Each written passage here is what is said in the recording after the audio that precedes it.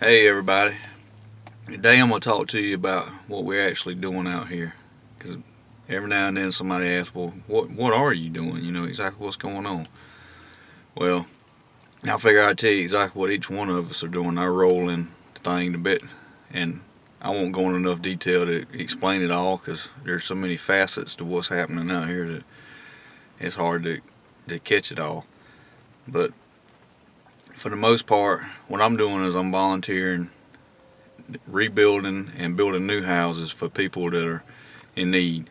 That's the first priority. They have to be in need because that's what I left home to do, is to help people in Jesus' name, like He would, people that need help and can't really help themselves most of the time, you know.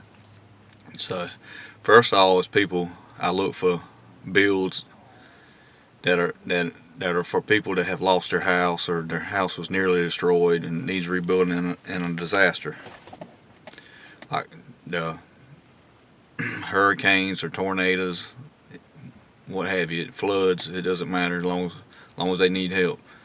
And I have to kind of string them along so it's viable money wise, traveling and time wise. So for the most part, it's been helping with Samaritan Purse, which is the greatest organization I've ever heard of, read about, been involved with. But I can't help them all the time because, I have to string it out and I have to put my family where they need to be also at the same time.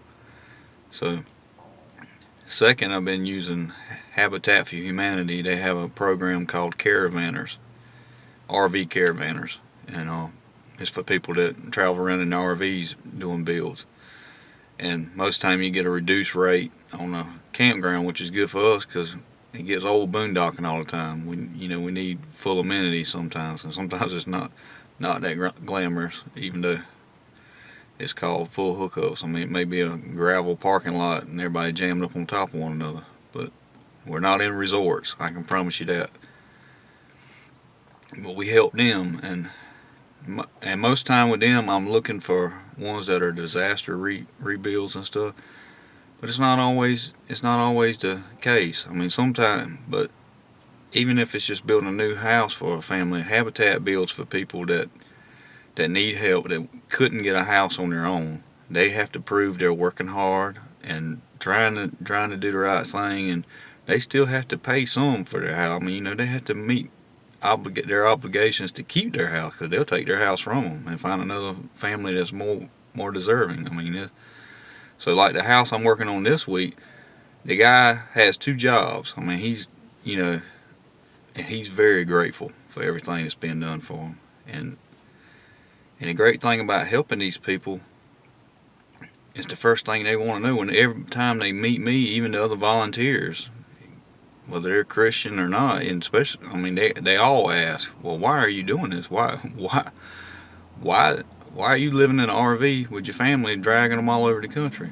And then I tell them my story, and they all get something from it. It's planting the seed, and then also God's put amazing people at every stop I've been to that has either done the same thing on some level or another, or even far beyond what I'm doing. And there's some great Christian people out here that's helping. Not enough. There should be more, but there's some great ones out there. It's amazed me how many of these people are out here. And God puts who I need at every stop, and it's amazing how that works out. That He's already moved me forward to another step that's probably going to be years from now, but He's already started putting people in my path to give me insight and direction and with that. So I mean, it's amazing. But anyway, and that's first thing is building for me. But that's what gets me there. That's the reason, to get the excuse to get me somewhere. But then the main reason is the being able to, it opens the door for me to testify to somebody. I mean, they're gonna want to know my story, and then they're amazed, and then they're amazed. They're like, so this Jesus, He's so great, He's so awesome that this guy wanted to give up everything to come help me as a total stranger.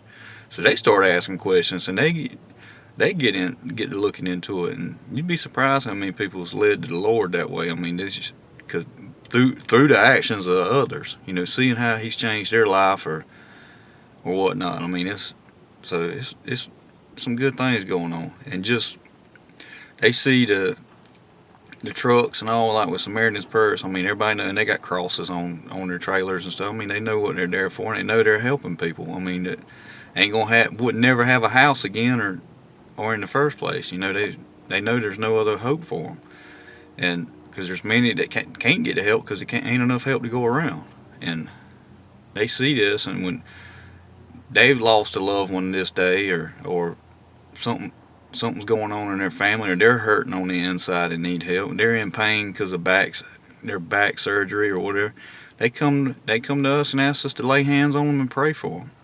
I mean, it's simply amazing, and they start asking questions, and I mean, it's a good thing. But anyway, that's what I do. And if I can't find nothing else, I'll work in a rehab store or something, volunteer. And it's all and for all these people that keep asking me, how much does it pay? It's volunteer. Now I get support from people. People do help and donate to us, but it's volunteer. We're spending a lot of money of our own doing this, and that's no problem. That's what it was meant to be, and that's what it is. It's volunteer work, and we're giving the blessings that were given to us. We're giving back to other people that are less fortunate, and it's not our money. I didn't do nothing to deserve none of it, so that's enough of that. Anyway, Charlie's the cook. She cleans. She's the teacher. She's the navigator. She even tells me how to drive most of the time. She helps with the blog, the Facebook page. She's the backbone of the whole operation. She supports each and every one of us. Without her, without her support and her help, none of this would happen. She's the best wife a man could ask for, especially a Christian. I mean, the woman's amazing. And wouldn't none of this happen without her. She helps every step of the way with everything from video to taking a picture of this or finding the best route or just pushing me to be a better person because I'm starting to slip a little bit and letting the world get a hold of me, and she'll snap me back where I need to be. She gives me what I need. Even though I give her a hard time, she keeps on doing it anyway. So, and pray for her. She needs it because she has a lot to deal with me and these two boys. Eli. Everybody loves Eli. Strangers, people don't even know him yet love him. They just hadn't met him yet to know it. He has his penny ministry, first off, where he leaves the cross-cut pennies around and he hands them out to people. There's pennies all over 11, 12 states now. I lost count. I don't even know. That youngin', like I say, he don't know a stranger, and he's going to tell them about Jesus when he gives them a penny.